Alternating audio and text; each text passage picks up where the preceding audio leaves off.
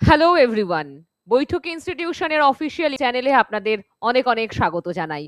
পশ্চিমবঙ্গে এসআইআর শুরু হয়ে গেছে এবং সেই আতঙ্কেই প্রায় অনেকের মনেই আশঙ্কা জন্ম নিয়েছে। কিন্তু আমরা যদি একটু ভালো করে দেখি যে এসআইআর ব্যাপারটা কি, কেন হচ্ছে, কি কি ডকুমেন্ট প্রয়োজন, এই সমস্ত বিষয় নিয়ে আজকের এই ভিডিওতে কথা বলবো। কিভাবে ফর্ম ফিল আপ করবেন, কিভাবে ফর্ম ফিল আপ করলে সঠিক হবে, এবং পাশাপাশি আপনি যদি এখানে না থাকেন তার জন্য কি করবেন, আপনার যদি 2002 এর ভোটার তালিকায় নাম না থাকে সেক্ষেত্রে কি কি করণীয়, এই সমস্ত বিষয়টা নিয়ে আজকে কথা বলবো।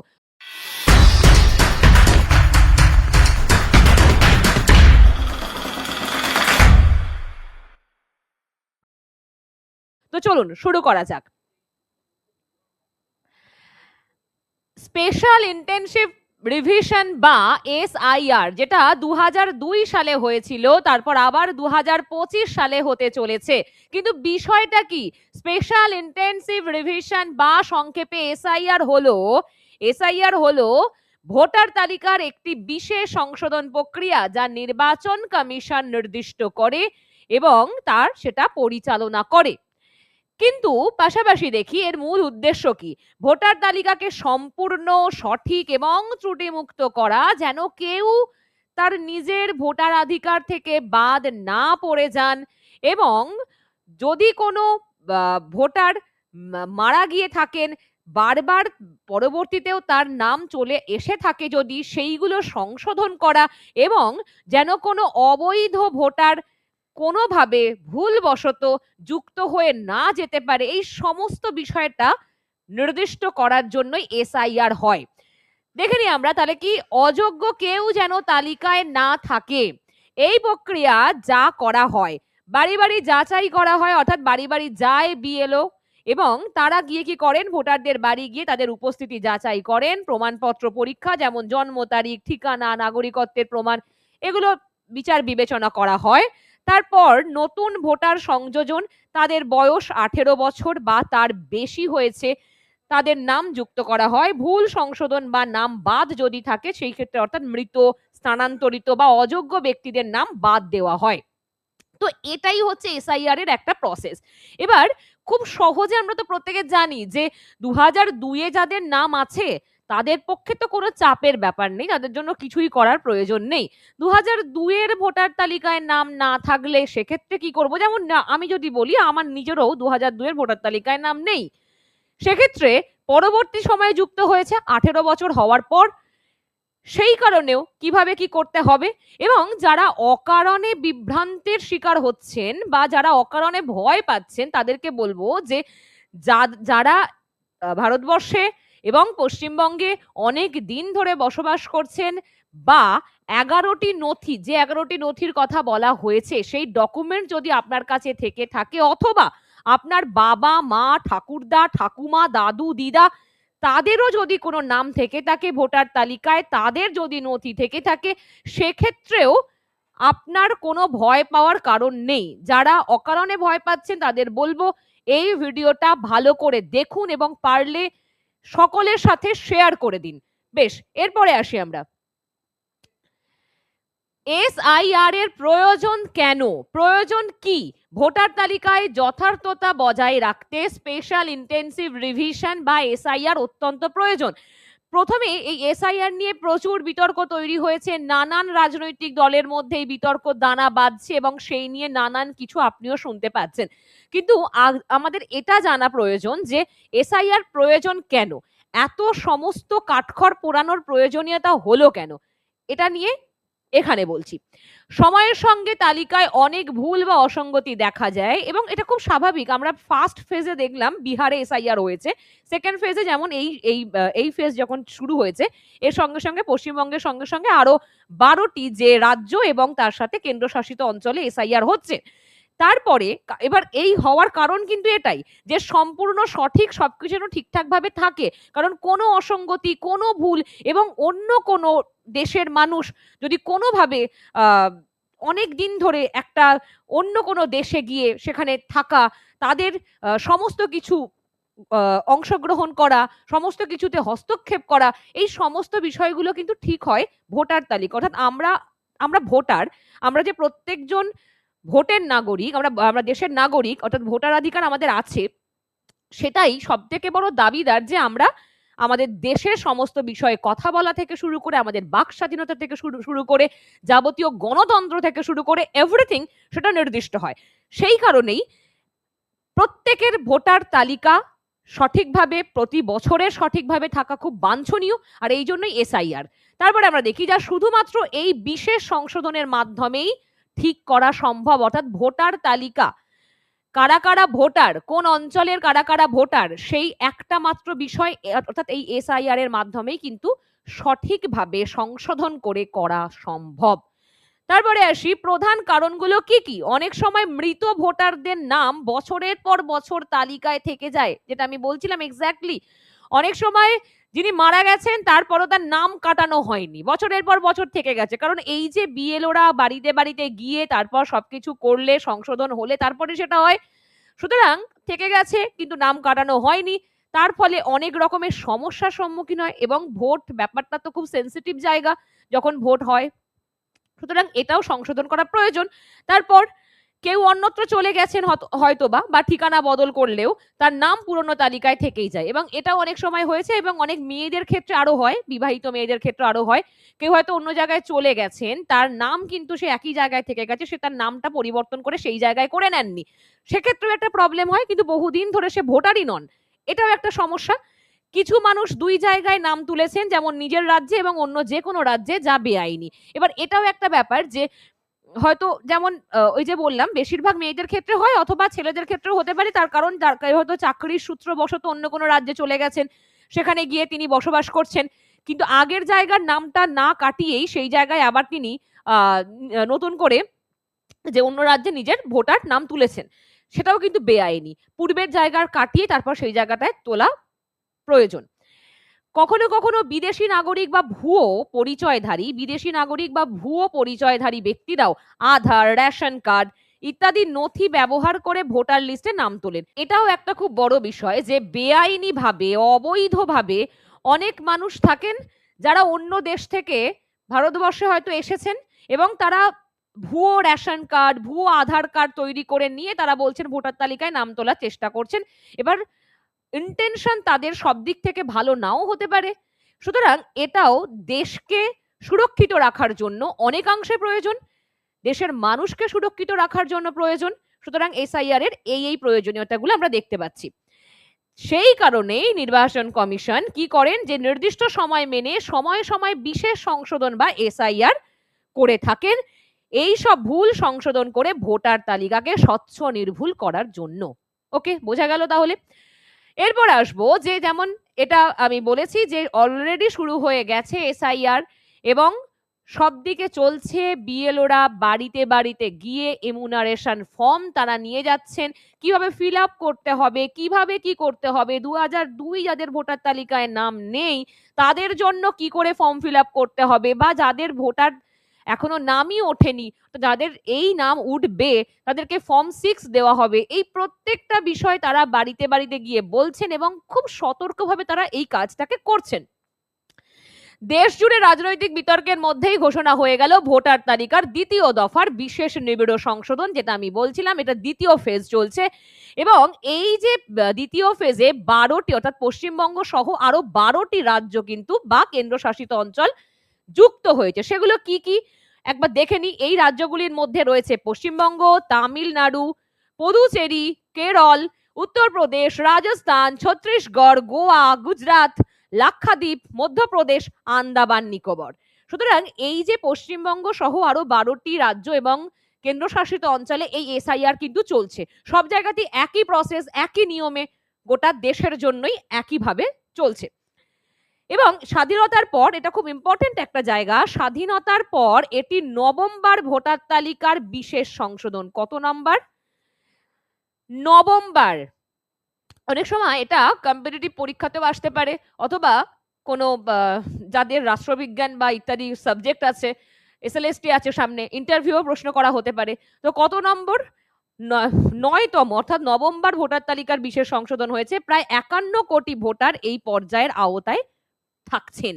ঠিক আছে, এরপর আসি এসআইআর এর সময়সূচি, এটা খুব গুরুত্বপূর্ণ বিষয় যে এখন শুরু হয়েছে মানে কালকেই যে নতুন ভোটার তালিকা চলে আসবে তেমন নয়, এটা খুব বড় প্রসেস। এটা যেমন 28 অক্টোবর থেকে 3রা নভেম্বর এমুনারেশন ফর্ম ছাপানো এবং বিএলও দের প্রশিক্ষণ দেওয়া, যেটা অলরেডি সমাপ্ত হয়ে গেছে।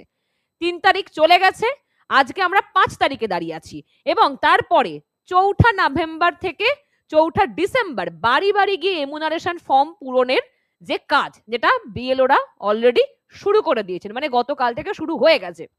এরপরে 1 মাস ধরে এই কাজটা চলবে। 9ই ডিসেম্বর খসড়া ভোটার তালিকা একটা প্রকাশ হবে, মানে একটা মোটামুটি টেন্টেটিভ ভাবে প্রকাশিত করা হবে।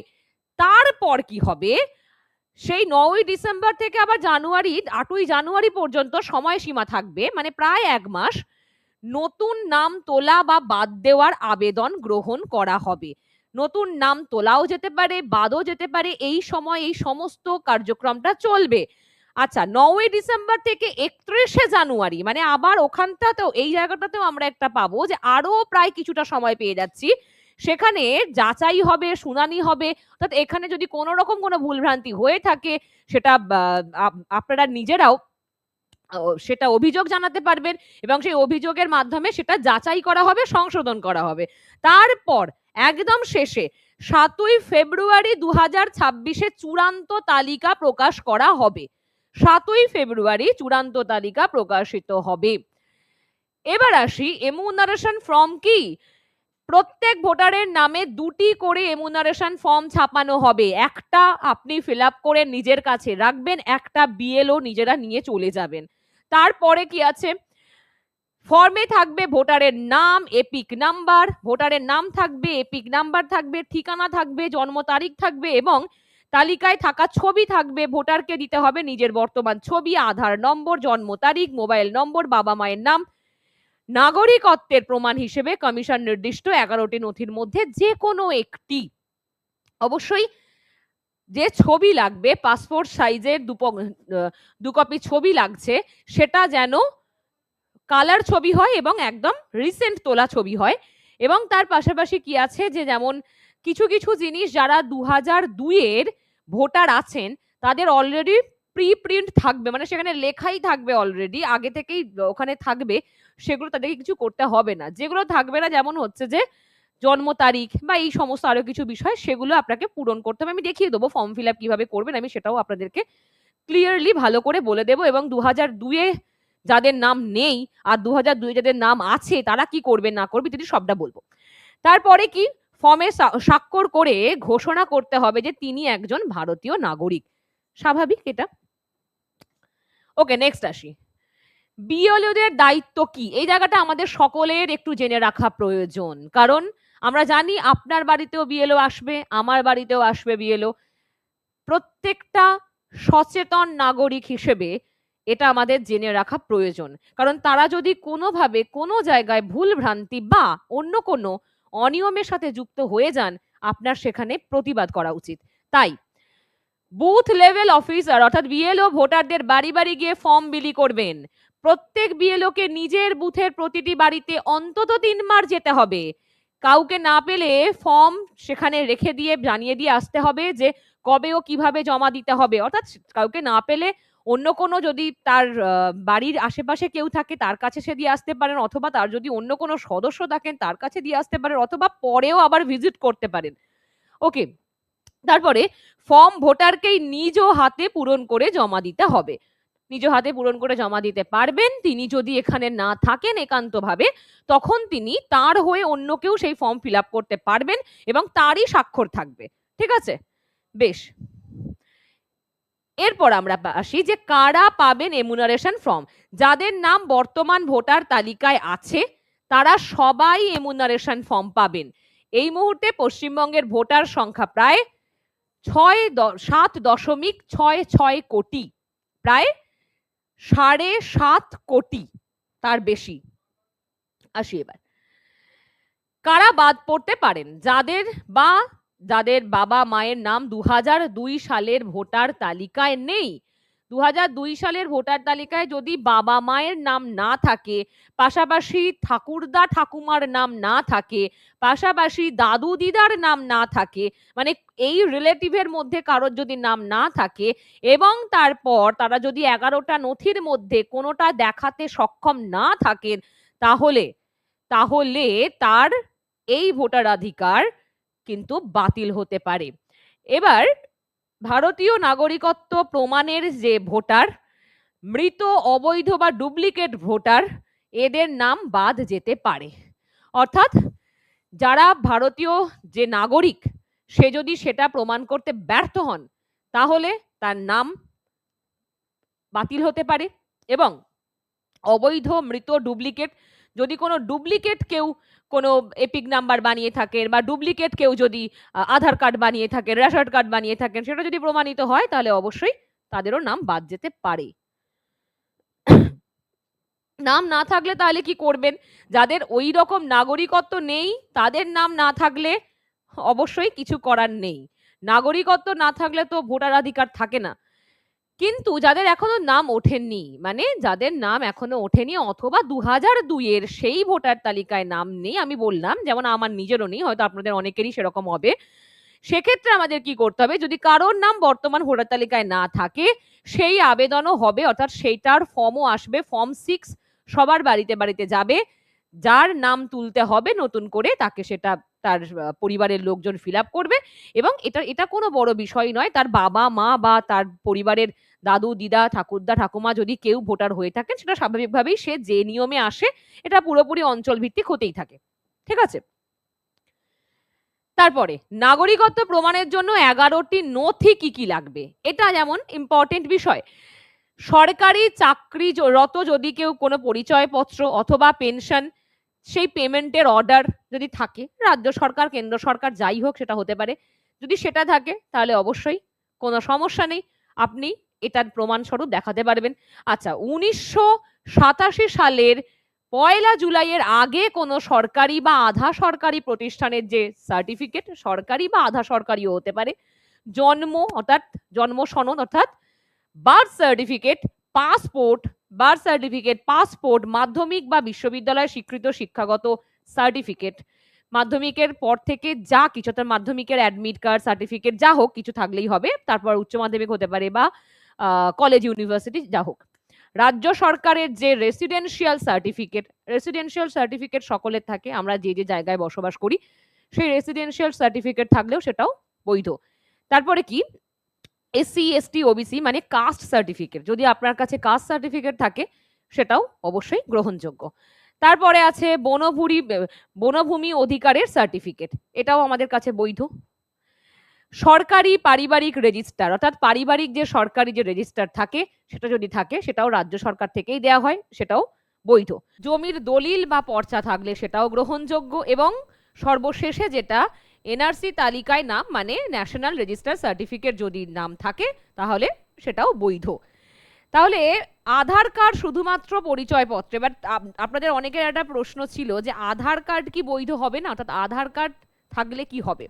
তো সেক্ষেত্রে আধার কার্ড শুধুমাত্র পরিচয়পত্র, এটি নাগরিকত্ব প্রমাণের নথি নয়। খুব ইম্পর্টেন্ট জায়গা, যে নাগরিকত্ব প্রমাণের জন্য আপনাকে এই যে 11টির মধ্যে যে কোনো একটা দেখাতেই হবে। অর্থাৎ আধার কার্ড আপনি দেখাচ্ছেন ঠিক আছে, কিন্তু এই 11টির মধ্যে যে কোনো একটা নথি আপনাকে দেখাতে হবে। ঠিক আছে? সুতরাং এই আধারের সঙ্গে উপযুক্ত নথিগুলির যে কোনো একটি দিতেই হবে, সেটা বাধ্যবাধকতা আছে এখানে। ওকে, নেক্সট আসি। এর আগে কবে এসআইআর হয়েছিল? এগুলো খুব জেনারেল নলেজ যেরকম প্রশ্ন আসে, আমি বলছিলাম সামনে ইন্টারভিউ আছে, সামনেই অনেক গ্রুপ সি গ্রুপ ডির পরীক্ষা আছে, বা যে কোনো কম্পিটিটিভ পরীক্ষা হোক, বা যে নেট সেটের ক্ষেত্রে পেপার 1-এর পরীক্ষা আসতে চলেছে, জেনারেল নলেজ থেকে, কারেন্ট অ্যাফেয়ার্স থেকে কিছু প্রশ্ন আসে, সেরকম আমাদের একটু জেনে রাখা দরকার। তাহলে নির্বাচন কমিশন সাধারণত 20 থেকে 22 বছর অন্তর এসআইআর পরিচালনা করে থাকেন, এবং দেশে শেষবার 2002 থেকে 2004-এর মধ্যে এই প্রক্রিয়া হয়েছিল। এবার 2002-এ তো পশ্চিমবঙ্গে হয়েছিল, সেরকম 2003-এ অন্য রাজ্যে, আবার 2004-এ অন্য অনেকগুলি রাজ্যে, এরকম ভাবে পরিচালিত হয় বিষয়টি। এবং বাংলায় হয়েছিল 2002 সালে, এটা আমাদের মাথায় রাখতে হবে। ওকে, বেশ, আশা করি এই এসআইআর বিষয়টি কি কাদের নাম থাকতে পারে এবং যাদের নাম থাকবে না তারা কি করবে, মানে কারোর যদি এখনো ভোটার তালিকায় নাম না ওঠে, কারোর যদি 18 বছর বয়স হয়তো এই হয়েছে, তাহলে সেক্ষেত্রে কি করতে হবে, এবং যাদের 2002-এ নাম নেই মানে ভোটার তালিকায়, তাদের জন্য কি কি পদক্ষেপ গ্রহণ করতে হবে সেই সমস্ত বিষয়টি বলেছি। এর পাশাপাশি যদি আপনার ওই 11টি নথির মধ্যে কোনো কিছুই না থাকে, শুধুমাত্র আপনি আধার কার্ড নিয়ে ভাবছেন যে আপনি আধার কার্ড দিয়ে সবকিছু প্রমাণ করতে পারবেন, সেটা হবে না। ওই 11টি নথির মধ্যে আপনাকে একটা দেখাতেই হবে, তবে আপনি পশ্চিমবঙ্গের মধ্যে ভোটার অধিকারের অধিকারটি পাবেন, নচেত কিন্তু নয়। সুতরাং এই হিসেবেই এসআইআর হচ্ছে এবং এটার পুরোপুরি যে গুরুত্ব সেটা হলো ভোটার তালিকা স্বচ্ছভাবে যে বৈধতার সঙ্গে পরিচালনা করা। এর পরেও যদি আপনাদের কোনো প্রশ্ন থাকে অবশ্যই আমাকে কমেন্টে কমেন্ট করে জানাবেন। আমি চেষ্টা করব আপনার প্রশ্নের উত্তর দিতে। আর এই রিলেটেড আরো ভিডিও আমি নিয়ে আসবো, যেমন ফর্ম ফিল আপ কি করে করতে হবে, এমুনারেশন ফর্ম কিভাবে ফিল আপ করবো, কারণ বিএলওরা তো অনেকটাই বলে দিচ্ছেন, তার পাশাপাশি যেরকম আমাদের সকলকে সচেতন হয়ে সেই ফর্ম পূরণ করতে হবে, কি কি প্রয়োজন ডকুমেন্ট কখন প্রয়োজন পড়ছে, সেই সমস্ত বিষয় নিয়ে পরবর্তী ভিডিওতে আমি আবার আসবো। ততক্ষণে সকলে ভালো থাকবেন, আর যদি চ্যানেলে নতুন হন অবশ্যই চ্যানেলটিকে সাবস্ক্রাইব করে দেবেন।